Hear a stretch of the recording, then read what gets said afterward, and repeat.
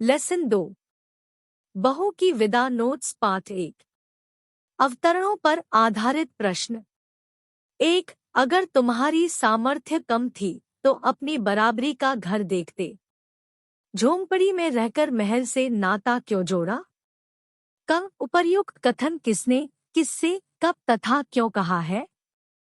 उत्तर। उपर्युक्त कथन जीवनलाल ने प्रमोद से तब कहे जब जीवनलाल प्रमोद की बहन कमला को विदा न करने का अपना निर्णय सुना देता है और दहेज की मांग पूरी न होने की बात कहता है। ख। श्रोता ने अपने सामर्थ्य के संबंध में क्या कहा? उत्तर। प्रमोद ने जीवनलाल से कहा कि जितनी भी उनमें क्षमता थी और जितना उनसे हो सका उन्होंने अपनी बहन कमला के दहेज में उतना सामान अवश्य दिया है। ग। झोंपड़ी तथा महल से वक्ता का संकेत किस किस ओर है? उत्तर। झोंपड़ी कहकर जीवनलाल ने प्रमोद पर व्यंग्य किया है और महल शब्द का प्रयोग हैसियत वालों के लिए किया गया है।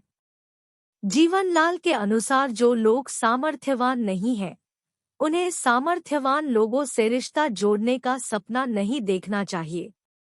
घ। वक्ता किस बात पर क्रोधित है तथा क्यों? उत्तर। जब जीवनलाल प्रमोद से कहता है कि यदि उसे बहन विदा करानी थी तो दहेज पूरा क्यों नहीं दिया, प्रमोद ने जब यह कहा कि अपनी सामर्थ्य के अनुसार जितना हो सका उतना हमने दिया, तब प्रमोद की बात सुनकर जीवनलाल क्रोधित हो गए। 2। मेरे नाम पर जो धब्बा लगा, मेरी शान को जो ठेस पहुंची, भरी बिरादरी में जो हंसी हुई, उस करारी चोट का घाव आज भी हरा है। जाओ कह देना अपनी माँ से कि अगर बेटी को विदा कराना चाहती है तो पहले उस घाव के लिए मरहम भेजे। क। वक्ता कौन है? उसके अनुसार उसकी शान को क्या ठेस पहुंची थी? उत्तर। वक्ता जीवनलाल है। जीवनलाल के अनुसार उसके बेटे के विवाह में कम दहेज देकर और बारात की ठीक से खातिर न होने के कारण बिरादरी में उसकी हंसी हुई तथा उसकी शान को ठेस पहुंची, जिसका घाव आज भी विद्यमान है। ख। घाव शब्द का प्रयोग किस अर्थ में किया गया है? उत्तर। यहाँ घाव शब्द का प्रयोग दिल को लगने वाली चोट से है, जो कि जीवनलाल के बेटे की बारात की खातिर ठीक से न होने के कारण उसके नाम को जो धब्बा लगा, शान को जो ठेस पहुंची, बिरादरी में जो हंसी हुई, उस करारी चोट के घाव से है। ग। वक्ता ने घाव के लिए मरहम भेजने की बात कहकर क्या संकेत किया? उत्तर। जीवनलाल ने घाव के लिए मरहम भेजने की बात कहकर उन्होंने संकेत किया है कि उनके बेटे के विवाह में कम दहेज देकर तथा बारात की ठीक से खातिरदारी न होने के कारण उनकी शान को जो ठेस पहुंची, उस घाव का इलाज केवल धन रूपी मरहम से ही हो सकता है। यदि वह अपनी बहन को विदा कराना चाहता है तो धन लेकर आए। घ। क्या वक्ता के उपर्युक्त कथन को आप सही मानते हैं? स्पष्ट कीजिए। उत्तर। वक्ता के उपर्युक्त कथन को हम सही नहीं मानते। धन के लोभी व्यक्ति लड़की के गुणों को न देखकर उसे धन से तोलते हैं। माता पिता अपनी बेटी के विवाह पर अपने सामर्थ्य के अनुसार दहेज देते हैं, पर ससुराल वाले उससे तृप्त न होकर वधू को प्रताड़ित करते हैं। यह प्रथा समाज के लिए अभिशाप है। आज दहेज मुक्त समाज के निर्माण की आवश्यकता है। 3। ये बाल धूप में सफेद नहीं हुए हैं। और तुम? उत्तेजित स्वर में, कल के छोकरे मुझे बेवकूफ बनाना चाहते हो? का उपर्युक्त कथन में कौन, किससे, किस संदर्भ में बात कर रहा है? उत्तर। उपर्युक्त कथन जीवनलाल ने प्रमोद से तब कहे जब बहन को विदा करने के लिए जीवनलाल उससे धन की मांग करता है। ख। बाल धूप में सफेद नहीं हुए हैं से उसका क्या आशय है? उत्तर। जीवनलाल कहते हैं कि उनके बाल धूप में सफेद नहीं हुए हैं, बल्कि इतने वर्षों का अनुभव है उनके पास। वे प्रमोद से कहते हैं कि मैं तुम्हारी चाल समझता हूँ, तू मुझे बेवकूफ नहीं बना सकते। ग। वक्ता ने उपर्युक्त कथन श्रोता के किस कथन के उत्तर में कहे हैं? उत्तर, जब प्रमोद जीवनलाल से कहता है कि आप इस समय मेरी बहन कमला को विदा कर दें। हम गौने में आपकी हर मांग को पूरी करने की चेष्टा करेंगे। वक्ता की क्या मांग थी? वक्ता के अनुसार उसके नाम पर क्या धब्बा लगा था? उत्तर, जीवनलाल ने विदा करने के बदले में धन की मांग की थी, क्योंकि उसका कहना था कि उन्होंने न तो पूरा दहेज दिया और न ही ठीक से बारात की खातिर की। इससे उसकी शान को ठेस पहुंची। भरी बिरादरी में हंसी हुई और उसके नाम पर धब्बा लगा। उस करारी चोट का घाव आज भी हरा है। 4 तो वह क्या कर लेता? मेरे सामने मुंह खोलने की हिम्मत नहीं है उसमें। वह शब्द का प्रयोग किसके लिए किया गया है? उत्तर, वह शब्द का प्रयोग जीवनलाल के बेटे रमेश के लिए किया गया है। वक्ता ने उपर्युक्त बात श्रोता के किस कथन के उत्तर में कही है? उत्तर, जब जीवनलाल ने प्रमोद से उसकी बहन को विदा करने के लिए 5,000 रुपए नकद की मांग की तो प्रमोद कहता है कि उस भोली भाली लड़की ने आपका क्या बिगाड़ा है जो विदा न करके आप उससे बदला ले रहे हैं। यदि कमला के पति रमेश बाबू होते तो ऐसा न होने देते। तब जीवनलाल ने ये शब्द कहे। वक्ता ने अपने बेटे की क्या विशेषताएं बताईं? उत्तर, जीवनलाल कहते हैं कि मेरा बेटा बहुत समझदार है। मेरे सामने मुंह खोलने की उसमें हिम्मत नहीं है। वह बड़ों के मुंह लगने की बदतमीजी करने वाला आवारा लड़का नहीं है। वह बहुत आज्ञाकारी है। वक्ता का बेटा कहाँ गया हुआ था और क्यों? क्या उसका जाना सफल रहा? उत्तर, जीवनलाल का बेटा रमेश अपनी बहन गौरी को विदा कराने के लिए उसके ससुराल गया हुआ था।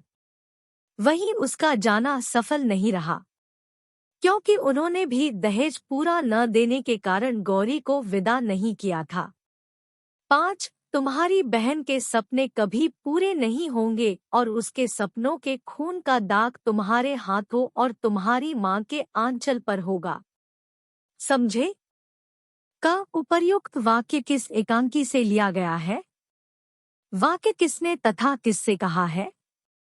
उत्तर, उपर्युक्त वाक्य बहू की विदा एकांकी से लिया गया है। यह वाक्य जीवनलाल ने प्रमोद से कहा है। तुम्हारी बहन के सपने कभी पूरे नहीं होंगे आशय स्पष्ट कीजिए। उत्तर, जीवनलाल प्रमोद से कहता है कि तुमने पूरा दहेज नहीं दिया और न ही बारात की ठीक से खातिर की थी।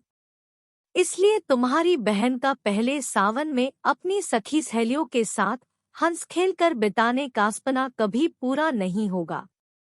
वक्ता ने सपने पूरे न होने के लिए किस किस को जिम्मेदार बताया? क्या आप वक्ता के कथन को उचित मानते हैं? उत्तर, जीवनलाल ने प्रमोद की बहन कमला के सपने पूरे न होने के लिए प्रमोद के हाथों और उसकी मां के आंचल को जिम्मेदार ठहराया। अर्थात उन दोनों के कारण ही कमला को सब सहन करना पड़ रहा है। वक्ता का यह कथन बिल्कुल अनुचित है। वक्ता ने अपनी बेटी गौरी के विवाह के संबंध में वक्ता से क्या कहा? इससे वक्ता के चरित्र की किस विशेषता का पता चलता है? उत्तर, जीवनलाल ने अपनी बेटी गौरी के विवाह के संबंध में प्रमोद से कहा कि उन्होंने भी पिछले महीने अपनी बेटी गौरी की शादी की है। बारात की इतनी खातिरदारी दी कि लोग दंग रह गए। इससे जीवनलाल की अहंकारी प्रवृत्ति का पता चलता है। 6 बेटी और बहू को एक तराजू में तौलना चाहते हो? बेटी बेटी है, बहू भू। उपर्युक्त कथन किसने किससे कहा है तथा कब? उत्तर, उपर्युक्त कथन जीवनलाल ने प्रमोद से तब कहा जब प्रमोद ने कहा कि क्या हमारी बहन आपकी कोई नहीं है? बेटी और बहू से किस किस की ओर संकेत है? उत्तर, यहाँ बेटी जीवनलाल की बेटी गौरी है तथा बहू प्रमोद की बहन तथा रमेश की पत्नी कमला है। बेटी वाला होकर भी वक्ता को किस बात पर अहंकार था? उत्तर, बेटी वाला होकर भी जीवनलाल को अपने संपन्न होने का अहंकार था। वह अपने द्वारा दिए गए दहेज की प्रशंसा के पुल बांधता है। वह स्वयं को नाकवाला कहता है। वह कहता है कि बेटी वाला होकर भी उसकी मूंछ ऊंची है। बेटी बेटी है। बहुभूप इस कथन से वक्ता की किस मानसिकता पर प्रकाश पड़ता है? इस संबंध में अपने विचार भी प्रकट कीजिए। उत्तर: बेटी बेटी है। बहुबू जीवनलाल के इस कथन से उसकी संकुचित मानसिकता का पता चलता है। वह अपनी बेटी और किसी की बेटी अर्थात अपनी बहू के साथ समान व्यवहार नहीं करता। वह धन का लोभी है। हमारे विचार में हमें बहू के रूप में अपने घर में आई दूसरों की बेटियों के प्रति ऐसा व्यवहार नहीं करना चाहिए जैसा हम अपनी बेटियों के साथ कभी भी नहीं देखना चाहते। 7. जरूर। और हाँ, उसे यह भी बता दे जाना कि अगली बार मेरे लिए मरहम लेकर विदा कराने कब आओगे? कब? जरूर शब्द का प्रयोग वक्ता ने किस प्रश्न के उत्तर में किया है और क्यों? उत्तर: जरूर शब्द का प्रयोग जीवनलाल ने तब किया जब प्रमोद कहता है कि आप अपनी जिद पर अड़े हैं, इसलिए आपसे विनती करना व्यर्थ है, परंतु क्या जाने से पहले वह एक बार अपनी बहन से मिल सकता है? जीवनलाल चाहते थे कि प्रमोद स्वयं अपनी बहन से विदा न करने की बात बता दे और वह कब फिर आएगा यह भी बता दे। जीवनलाल के चरित्र की प्रमुख विशेषताओं का उल्लेख कीजिए। उत्तर: जीवनलाल दहेज का लोभी है। वह हठी भी है। वह खोखले सम्मान को बहुत महत्व देता है। वह क्रोधी स्वभाव का है। वह असंवेदनशील व्यक्ति है। धन के लालच में वह अपनी बहू को विदा नहीं करता और उसके भाई को भी जलीकती सुनाता है। मरहम शब्द का आशय स्पष्ट कीजिए। वक्ता किस प्रकार के मरहम की बात कर रहा है और क्यों? उत्तर: मरहम का शाब्दिक अर्थ है किसी घाव पर लगाया जाने वाला ले, परंतु यहाँ इसका प्रयोग प्रतीकात्मक अर्थ के रूप में हुआ है। जीवनलाल के अनुसार उसके बेटे के विवाह में कम दहेज देने तथा बारात की ठीक से खातिर न होने के कारण उसके मन को जो ठेस लगी, उसका घाव आज भी विद्यमान है। उस घाव का इलाज धन रूपी मरहम से हो सकता है। दहेज प्रथा पर अपने विचार प्रकट कीजिए। उत्तर: दहेज प्रथा समाज के लिए एक भयानक अभिशाप है। यद्यपि इस समस्या के उन्मूलन के लिए सरकार द्वारा कानून बनाए गए हैं, परंतु फिर भी इस पर काबू नहीं पाया जा सका है। मेरे विचार में दहेज की प्रथा समूल नष्ट होनी चाहिए और बेटे तथा बेटी वाले को एक दूसरे की पीड़ा को समझना चाहिए। दहेज मुक्त समाज का निर्माण होना चाहिए। 8. मैं कहता हूँ, रो मत। इन मोतियों का मूल्य समझने वाला यहाँ कोई नहीं है। पानी में पत्थर नहीं पिघलता। कौन किससे किस संदर्भ में बात कर रहा है? उत्तर: प्रमोद अपनी बहन कमला से कह रहा है। जब कमला का ससुर जीवनलाल बिना धन लिए उसे विदा करने के लिए तैयार नहीं होता, तो प्रमोद अपनी बहन से एक बार मिलना चाहता था। रोने वाला कौन था? उसके रोने का क्या कारण है? उत्तर: रोने वाली प्रमोद की बहन कमला थी। प्रमोद अपनी बहन कमला को विदा कराने के लिए जीवनलाल के यहाँ आया था, जिससे कि वह पहला सावन अपने माता पिता के घर बिता सके, परंतु दहेज का लोभी जीवनलाल अपनी बहू को दहेज के रूप में 5,000 रुपए दिए बिना विदा नहीं करना चाहता था। वक्ता ने मोतियों का प्रयोग किस अर्थ में किया है? उत्तर: प्रमोद ने मोतियों का प्रयोग आंसुओं के अर्थ में किया है। प्रमोद ने अपनी बहन को धीरज बंधाते हुए कहा कि यहाँ उसके आंसुओं से कोई पसीजने वाला नहीं है, इसलिए वह रोना बंद करे। पानी में पत्थर नहीं पिघलता वाक्य का व्यंग्य स्पष्ट कीजिए। उत्तर: प्रमोद अपनी बहन को समझाता हुआ कहता है कि तुम्हारे ससुर जीवनलाल का हृदय इतना पत्थर का है कि वह बिना धन लिए तुम्हें विदा नहीं करेगा। वह शीघ्र ही घाव के मरहम के रूप में 5,000 रुपये लेकर आएगा और अपनी बहन को विदा कराकर ले जाएगा। 9. किस लड़की की यह कामना नहीं होगी भैया? कीमत चुकाना कहाँ तक ठीक है, लेकिन उस कामना की पूर्ति के लिए इतनी बड़ी? कब हर लड़की की कामना क्या होती है? एकांकी के आधार पर स्पष्ट कीजिए। उत्तर: हर लड़की की कामना होती है कि विवाह के बाद वह अपना पहला सावन अपने माता पिता के घर में अपनी सखी सहेलियों के साथ हंस खेलकर बिताए। खब उस कामना की पूर्ति में बाधा क्यों आ रही है? उत्तर: पहले सावन में अपने माता पिता के घर जाने का कमला का सपना पूरा इसलिए नहीं हो पा रहा क्योंकि उसके ससुर जीवनलाल विवाह में पूरा दहेज न देने तथा बारात की खातिर न करने के कारण प्रमोद से 5,000 रुपये नकद की मांग करते हैं।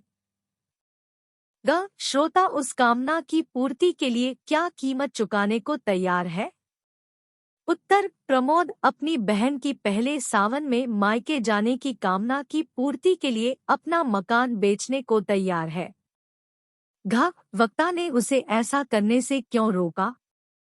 उत्तर: कमला अपने भाई को घर न बेचने के लिए अपने सुख सुहाग की सौगंध देती है क्योंकि 1-2 साल बाद प्रमोद को उसकी छोटी बहन विमला का ब्याह भी करना है। इसलिए अपनी इस कामना की पूर्ति के लिए वह इतनी बड़ी कीमत चुकाने को उचित नहीं समझती। Please like, share and subscribe to our channel. ICSE Board 9th and 10th Hindi Second Language notes are available under Educational playlist. Thanks. Team APG Hindi Family.